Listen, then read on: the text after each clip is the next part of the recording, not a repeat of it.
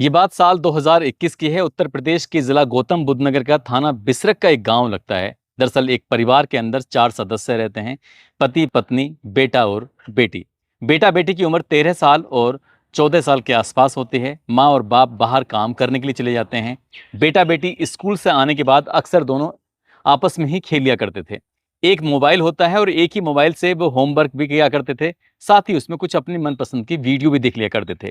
कब मोबाइल के पन्ने पलटते पलटते उनके हाथ गंदी वीडियो लग जाती है और गंदी वीडियो को देखने की उनको ऐसी आदत लग जाती है कि उसके वो एडिक्ट हो जाते हैं, उसके बिना रह नहीं पाते।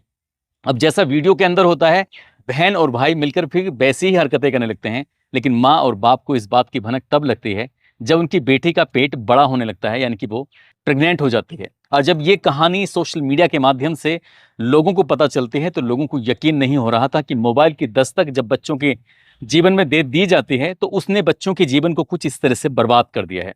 दरअसल आज की कहानी जो मैं आपको सुनाने जा रहा हूं, इस कहानी में इससे भी भयानक होता है। बल्कि उस कहानी में भाई और बहन इन्वॉल्व थे, बल्कि अगली कहानी में एक सदस्य को छोड़कर परिवार का सभी सदस्य इन्वॉल्व हो जाते हैं। जब इस घटनाक्रम का खुलासा हुआ तो लोगों को यकीन नहीं हो रहा था कि इस समाज में ऐसी ऐसी बातें भी सुनने को और देखने को मिल सकती हैं। आदाब, नमस्कार, सत श्री अकाल। मैं उस्मान सैफी। आज की जो सच्ची घटना मैं आपको सुनाने जा रहा हूं, ये सच्ची घटना है मध्य प्रदेश का एक जिला है रीवा, और रीवा जिले का एक थाना लगता है जवा। दरअसल बात कर रहा हूं 24 अप्रैल 2024 की। एक घर के अंदर 5 सदस्य मौजूद रहते हैं, एक सदस्य बाहर काम करने जाया करता था। दरअसल पति काम करने जाता है तो माँ गृहिणी है, उसकी पत्नी गृहिणी है, उसको 3 बेटियां और एक बेटा होता है।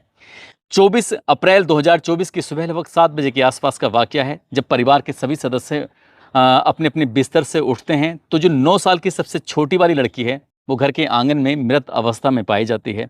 उसको मरा हुआ देखने के बाद परिवार के लोगों की चीखें निकल जाती हैं। सबके सब परेशान हो जाते हैं कि आखिरकार इसके साथ हुआ क्या है। तभी आसपास के लोगों तक रोने की, चीखने चिल्लाने की आवाज़ें पहुंच जाती हैं। आसपास के लोग जब घर पर आते हैं तो उन्हीं में से किसी ने पुलिस को फ़ोन कर दिया। अब जब पुलिस के पास जब सूचना पहुंचती है तो जब पुलिस मौके पर पहुंचती है, परिवार के सदस्यों से पूछा जाता है कि आखिरकार क्या हुआ। तो कोई तो बता रहा था कि इसे किसी कीड़े ने काट लिया है, कीड़े ने काटने की वजह से इसकी मौत हो जाती है। तो कोई अलग अलग कारण बताया जा रहा था। इसलिए पुलिस ने किसी बात का रिस्क लेने से अच्छा समझा कि इस लड़की की लाश को ले जाने के बाद उसका पोस्टमार्टम कराया जाता है, और पोस्टमार्टम कराने के बाद जो रिपोर्ट आती है उसको सुनकर हर कोई हैरान हो जाता है, सोचने पर मजबूर हो जाता है। दरअसल लड़की के साथ पहले तो बलात्कार किया गया था, और बलात्कार करने के बाद उसका गला घोंटकर उसकी हत्या कर दी जाती है। अब घर के अंदर फिलहाल 3 सदस्य मौजूद होते हैं, बल्कि 4 सदस्य मौजूद होते हैं। माँ, 2 बहनें, एक बेटा। बेटे की उम्र लगभग 13 साल के आसपास होती है, और बहनों की उम्र किसी की 17 साल तो एक दूसरे की 18 साल होती है। पिता घर से बाहर कमाने के लिए गया हुआ था। अब घर के सदस्यों से पूछा जाता है कि इस लड़की के साथ बलात्कार किसने किया है, कैसी घटना हुई है। तो घर वालों ने एक ही जवाब दिया। उन्होंने कहा कि इसको शायद किसी ने सांप ने या किसी कीड़े ने काट लिया था, हमें तो ऐसा ही एहसास हो रहा था, लेकिन इस घर के अंदर कोई आया है सदस्य, हमें इस बात की बिल्कुल भी कोई भनक ही नहीं है। जब पुलिस वालों ने जब ये बातचीत करने की कोशिश की तो एसपी विवेक सिंह को ये बात कुछ अटपटी लग जाती हैं, और इस मामले की वो जांच बैठा देते हैं। ऐसा एसआईटी के माध्यम से इस मामले की जांच कराई जाती है, और सोशल मीडिया के माध्यम से ये खबर बहुत तेजी के साथ पूरे प्रदेश में वायरल होने लगती है, और लोगों तक ये खबर पहुंचती है कि घर में एक 9 साल की बच्ची का बलात्कार होता है, और घर में 3 सदस्य मौजूद होते हैं, और उन 3 ही के 4 सदस्य मौजूद होते हैं। उन चारों सदस्य को पता ही नहीं चल पाता। पुलिस ने जैसे ही एफआईआर दर्ज की उसके बाद फिर आसपास के लोगों सहित लगभग 50 लोगों से गहन पूछताछ की गई।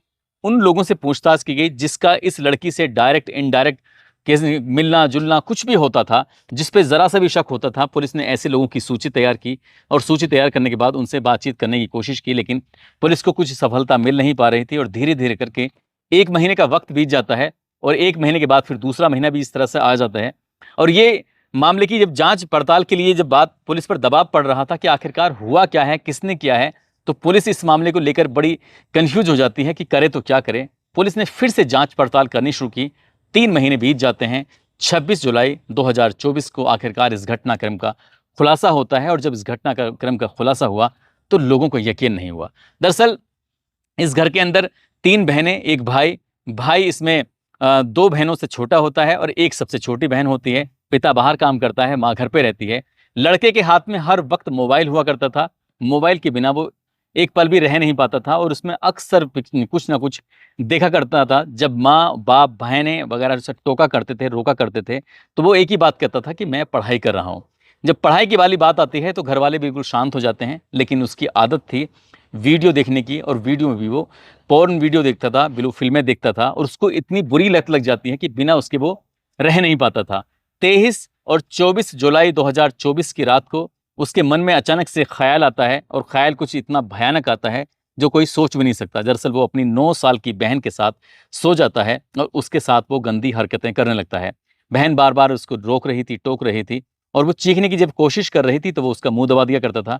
कुल मिलाकर उसने अपनी ही बहन का बलात्कार किया, और जब इस बलात्कार करने के दौरान ही, छीना झपटी में कुछ वो विरोध करने के दौरान ही, उसकी दोनों बड़ी बहनें भी जाग जाती हैं, साथ ही उसकी माँ भी जाग जाती है। जो माँ जाग जाती है तो उस वक्त वो अपनी बहन का गला दबा रहा था, और जैसे ही माँ ने पूछा कि तुम इसे क्यों मार रहे हो, क्या बात है, तब वो अपनी माँ को एक एक वाकया बताता है कि आखिरकार उसके साथ क्या हुआ है।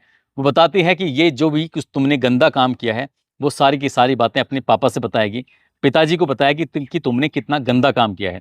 जैसे ही उस लड़के ने ये बात सुनी, वो अपनी बहन का गला दबा रहा था, माँ उसके पास आती है और वो तब तक लड़की मर जाती है। लेकिन माँ को बताने के बाद तुरंत ही उस लड़की की सांसें फिर से चलने लगती हैं, यानी कि लड़की वो मरी नहीं थी, उसकी सांसें जब चलने लगती हैं, माँ देखती है अपनी ही उस लड़की को और अपने बेटे से कहती है कि इसको तत्काल प्रभाव से खत्म कर दो, मार दो, नहीं तो ये तुम्हारे पिता को सारी कहानी बयां कर देगी, और फिर तुम जानते नहीं हो कि तुम्हारा कितना बुरा अंजाम होगा।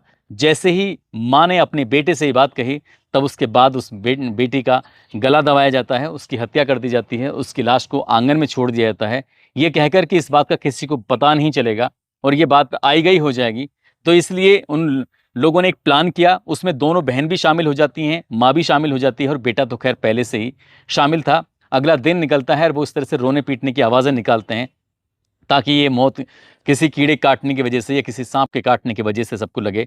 लेकिन पड़ोस में से कोई व्यक्ति 112 नंबर पर पुलिस को फ़ोन कर देता है। पुलिस मौके पर आती है और मौके पर आने के बाद उस लाश को कब्जे में लेकर उसके बाद उसका पोस्टमार्टम कराया जाता है। घर वालों ने एक कहानी गढ़ी थी कि इसको कीड़े से काटने से मौत हुई है, जबकि पोस्टमार्टम रिपोर्ट में आता है कि उस लड़की का बलात्कार हुआ है।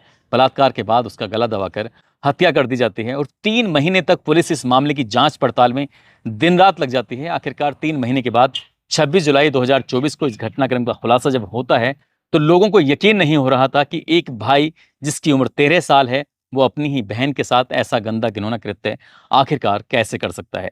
दोस्तों, पुलिस ने इन सभी को गिरफ्तार किया, उस लड़के को भी, उसकी दोनों बहनों को भी, उसकी माँ को भी।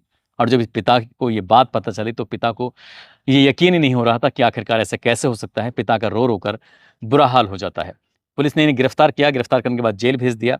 फिलहाल पुलिस इस मामले में चार्जशीट लगाएगी। पुलिस की कोशिश है कि कम से कम समय में इन सभी आरोपियों को सख्त से सख्त सजा मिल सके, और ताकि समाज में एक संदेश, एक मैसेज जा सके। दोस्तों, इस पूरे घटनाक्रम को सुनाने का उद्देश्य किसी को परेशान करना नहीं है, किसी का दिल दुखाना नहीं है, बल्कि आपको जागरूक करना है, आपको सचेत करना है, और आपको बताना है, जताना है कि बहुत सारे लोगों को ये देखा जाता है कि बच्चे छोटे होते हैं, उनके हाथ में मोबाइल दे दिया जाता है और बच्चे कार्टून देखते रहते हैं। माँ और बाप बराबर में बैठने के बाद बच्चे को कुछ ना कुछ खिलाते रहते हैं, और बच्चा वो मोबाइल में वीडियो देखते देखते कुछ खाने भी लगता है, पीने भी लगता है, और यही उसकी आदत बन जाती है। वो बिना मोबाइल के रह नहीं पाता, जबकि उसको ऐसी बुरी आदत लगने के कारण ही छोटे छोटे बच्चे जिनको सही से बोलना भी नहीं आता, वो मोबाइल के बटन दबाकर अपनी मनपसंद की वीडियो निकाल लेते हैं। और वीडियो का सिस्टम कुछ ऐसे ही होता है, स्क्रॉल करते करते कब गलत वीडियो, कुछ गलत बटन दब जाते हैं और गंदी फिल्में आ जाती हैं। उन्हीं को देख कर ही बच्चों के अंदर गलत आदतें भी पड़ने लगती हैं। इसलिए माँ बाप, परिवार के हर एक सदस्य की जिम्मेदारी बनती है कि अपने बच्चों के मोबाइलों को बीच बीच में चेक करते रहें, देखते रहें कि आखिरकार कहीं उनको गलत चीज़ों की आदत तो नहीं लग गई है।